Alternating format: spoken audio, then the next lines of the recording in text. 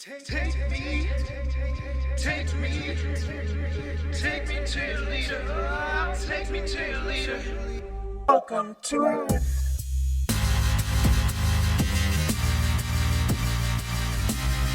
They weren't ready for this one.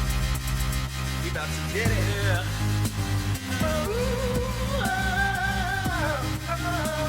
Mayday! Mayday! We are spinning out of control. Mission control, can you read me? We are flying around this thing. We are like a satellite. We are in orbit.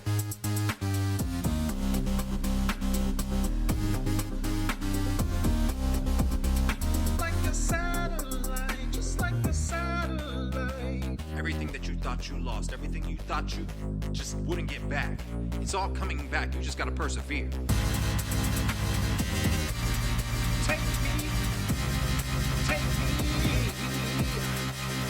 Take me to your leader. Oh, take me to your leader. Take me to your leader. Take me.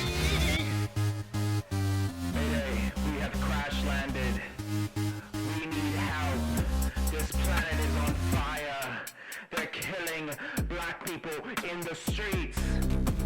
If they don't come get us, I don't think that we're gonna make it. Mission control, send in the Titans, send in the drones, send in everything you got, cause we need to come home. 1, 0, all engine running. We have a liftoff.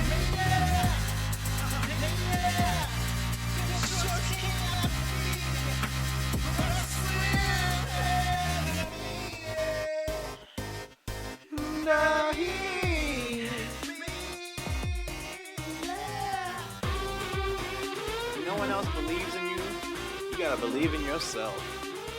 Look, I know it's a little awkward and I know it's not the best audio, but it's me and I'm doing it. And had it not been for this podcast, had it not been for you listeners, had it not been for what we established years ago, I don't know where I'd be today. Because this podcast actually got me through.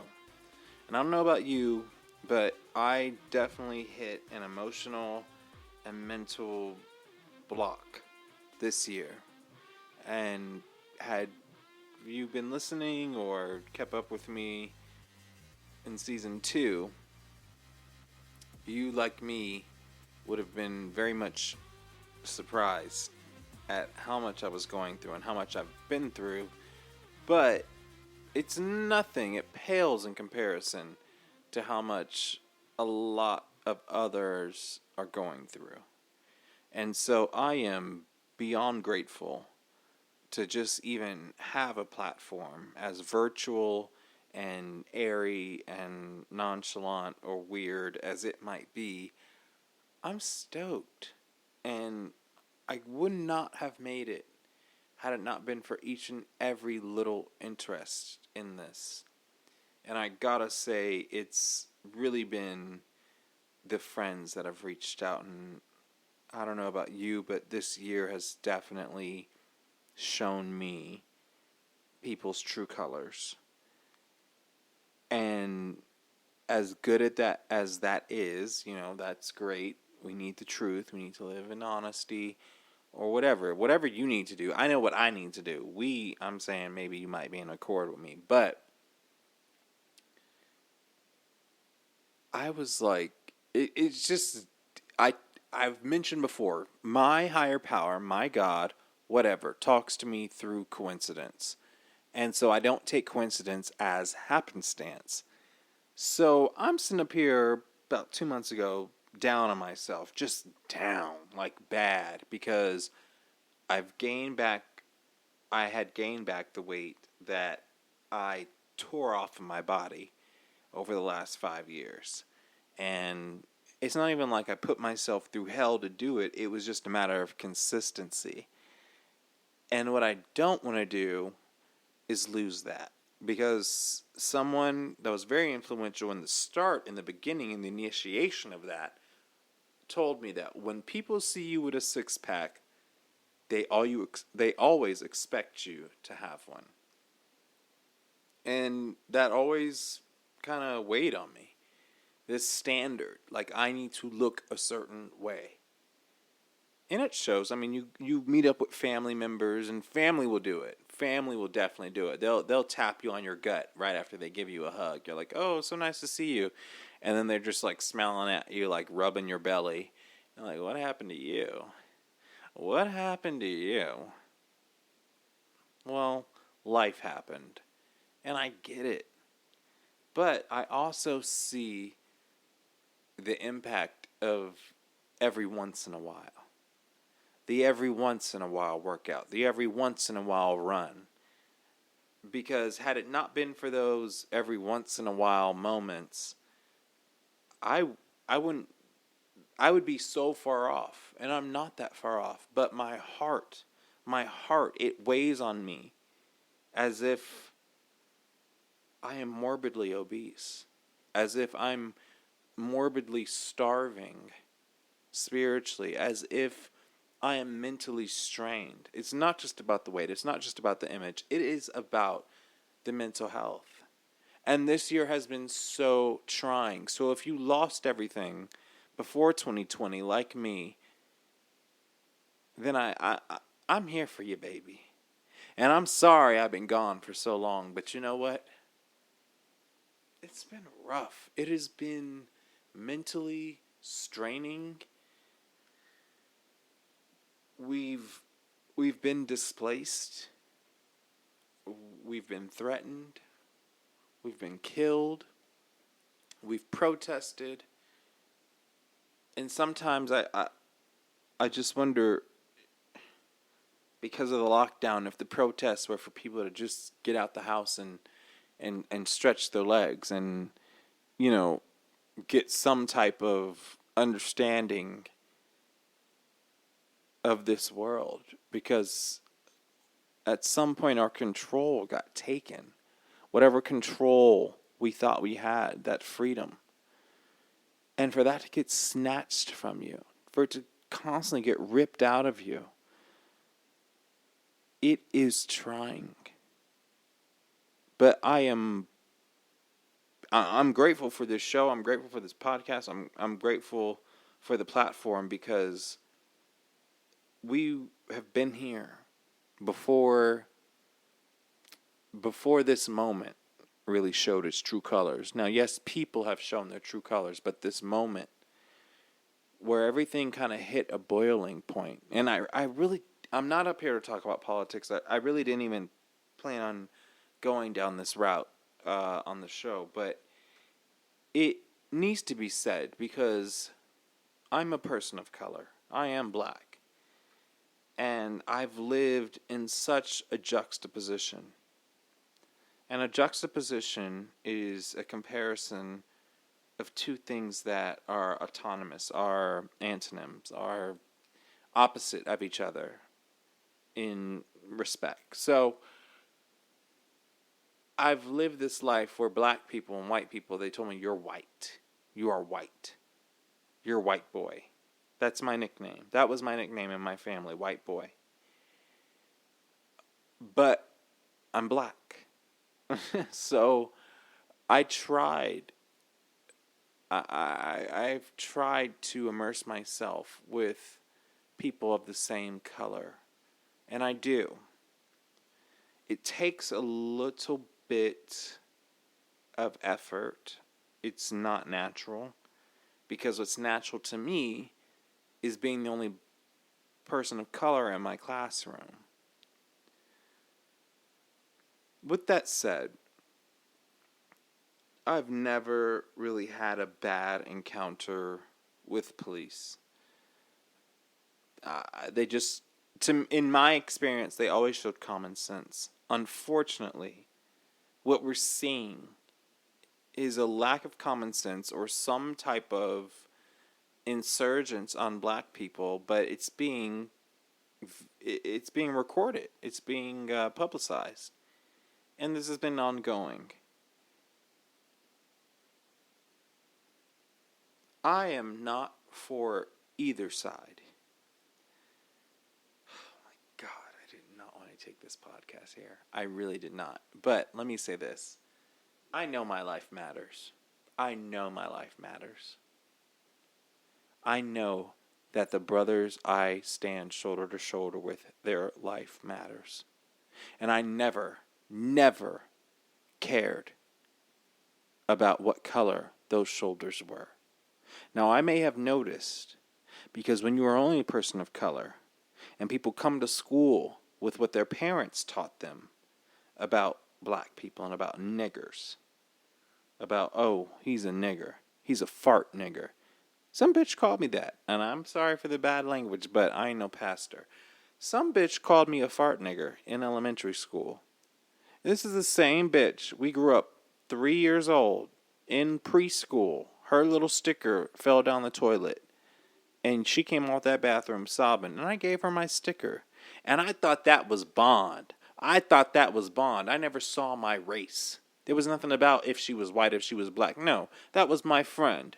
And her sticker fell off her hand, so I gave her mine. Regardless of that, today, I'm a grown man.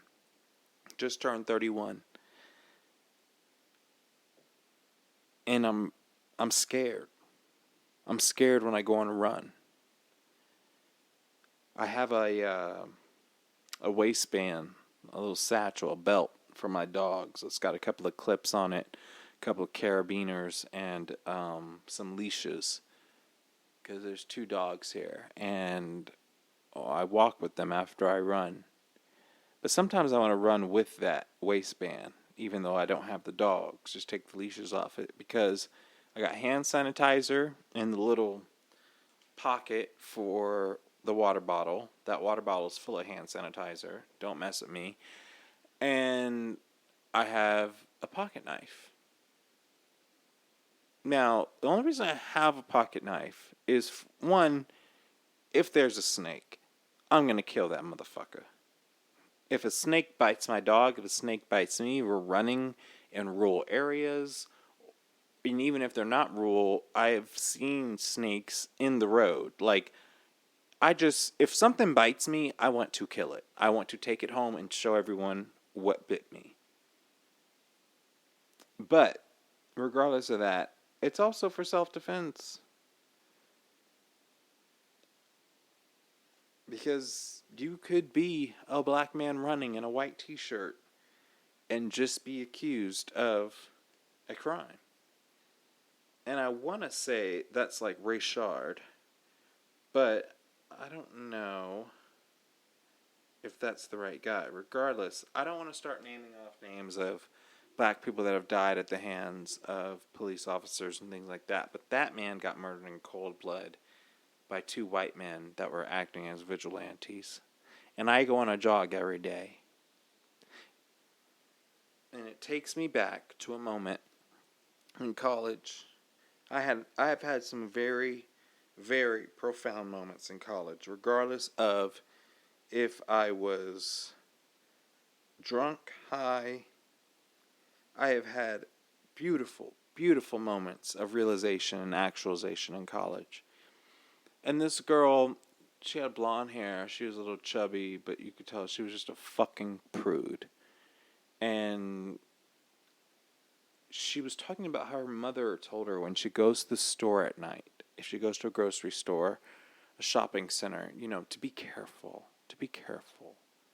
Well, my neighborhood that I lived in Malibu was at the end of a street. And at the start of the street was a shopping center. And so that's the first grocery store for about 3 miles along Pacific Coast Highway. And then we lived in the trailer park behind it.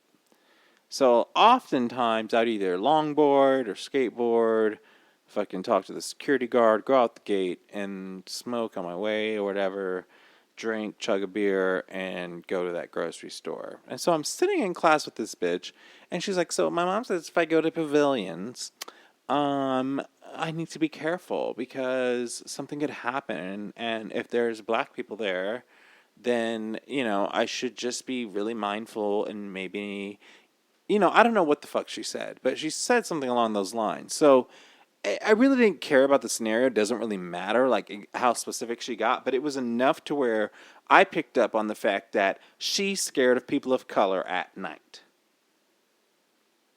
That's a problem.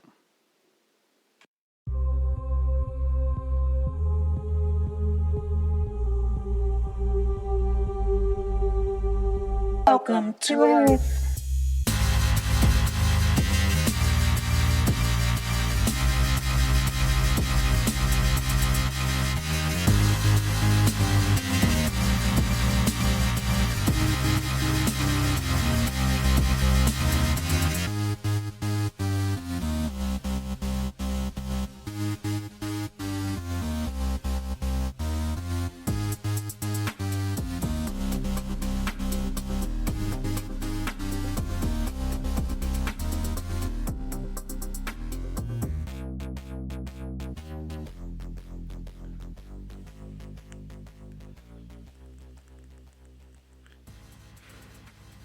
So, I had to explain to this girl.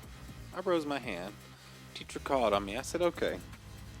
Well, let's say you're going to this store in the middle of town. She knew, all of the students know where that store is. And you go there at night. And let's say something happens to you. I leave my residence in the middle of the night, 10 o'clock at night, to go make a run, a beer run, whatever, before the store closes. Longboarding, minding my own business. But something happens to her. I said, the first one they're going to come for is me. I said, so you're scared. We're scared too.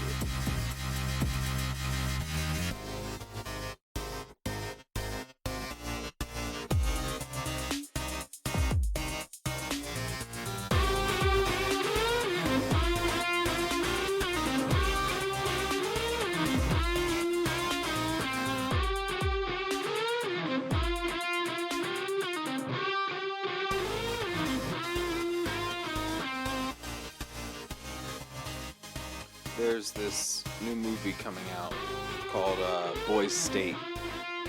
And what a lot of people don't know is that it's actually based on real events. It's based on something that happens annually. And I had the privilege and honor of becoming governor of my state at this conference that takes thousands of 17-year-old, 18-year-old guys, juniors, seniors in high school, and put us all together in college, and we're forced to start democracy. At that point, I began to see democracy from the ground up.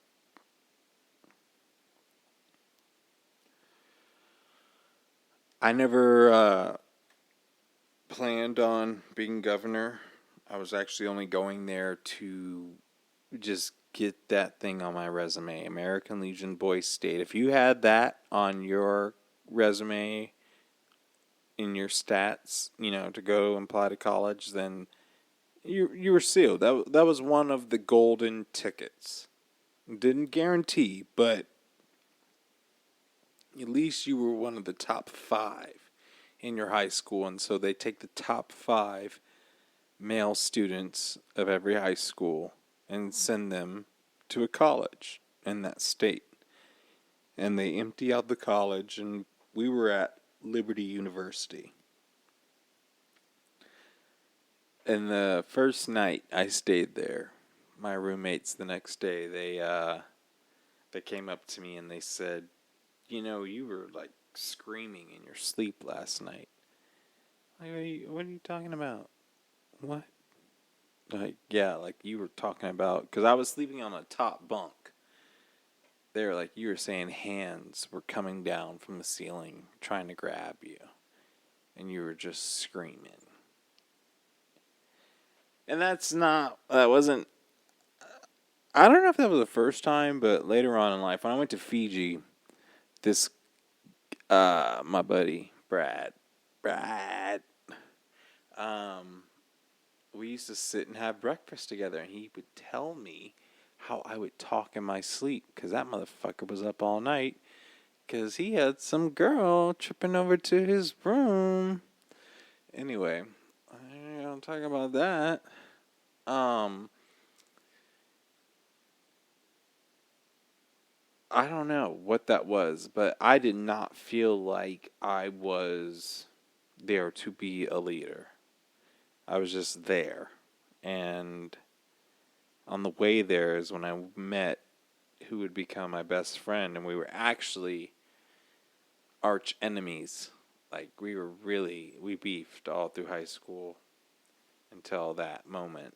We were riding on the bus there, and he gave me his second half of his headphones, and he was like, hey, like, you want to listen to some Chris Rock? And we listened to Chris Rock comedy stand-up. And it brought us together in a way that actually transcended that time. And I had not had a friend in so long. I used to sit in my room and be like, I wonder what those kids are doing. Like, I would hear people outside and I'd be like, I wonder what they're doing. That's how I was. I don't know if it was fear or if it was anxiety. But he really helped me get out of my shell. And he was the quarterback of the football team our senior year. And we started hanging out and lifting together summer before my senior year. And I would go to practice with the football team. Like, I would run sprints with them. I'd be in the weight room with them. But I was not on the football team. I was not a football. To me, like, I was already class president. I beat him. Like, he was my arch, like, rival every year for 4 years. And by senior year, he just invited me into the weight room. And so I was just like this adopted character. I would run sprints with them. I'd lift with them. People saw in me what I did not see in myself. This is what I'm here to say. When someone tells you to keep going,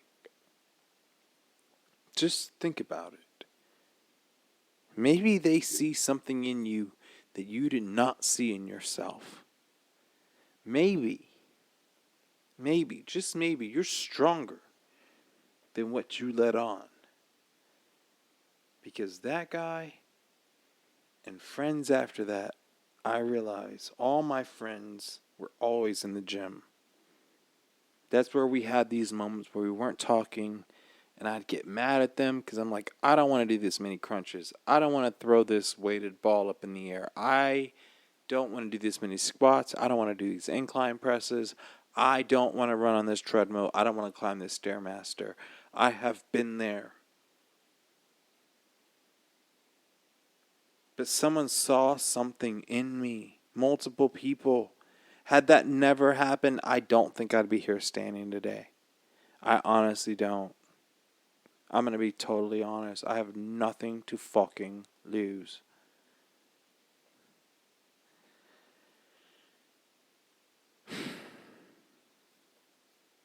I don't need Joe Rogan. I don't need Aubrey Marcus. I don't need Mark Mann. I don't need Degrelle Noss Tyson. I don't need anyone on this show. All I need is myself. And that is what I hope that you get down in yourself.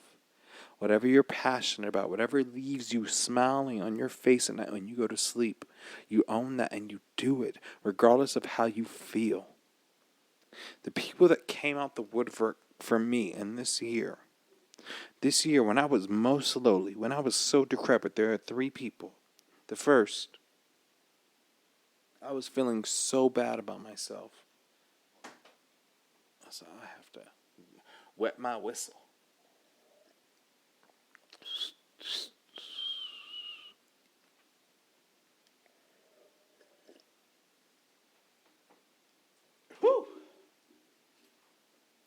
You vaping? Vape.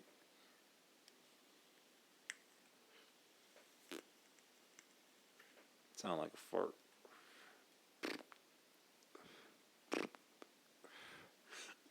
Squeeze me. Excuse me. Excuse me.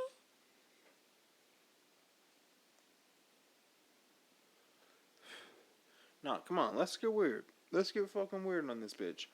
So, I was feeling so bad about myself, and I had posted some pictures of some food I made. And I get this message on Instagram from one of my old fraternity brothers, and not just a fraternity brother, a brother that I had gone through Pledge and Rush with. So, it was deep. He was in my Pledge class, and he was like, "This looks like art." He's like, "This is amazing. This is beautiful." And I messaged him back and I said, "You know what? Right when I was feeling down on myself, here you come." And it reminded me of this moment where this guy grabbed my chin and he lifted it up and made me look at him.